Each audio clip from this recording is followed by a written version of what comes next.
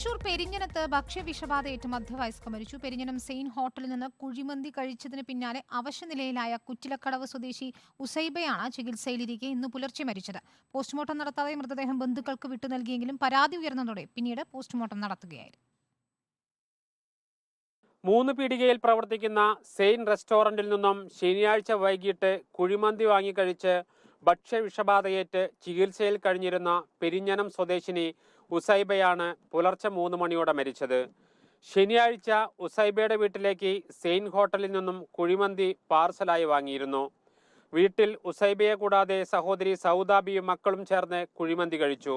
പിറ്റേന്ന് പുലർച്ചെയോടെ ഭക്ഷ്യവിഷബാധയേറ്റ് സൗദാബിയും മക്കളും പെരിഞ്ഞനത്ത് ചികിത്സ തേടി.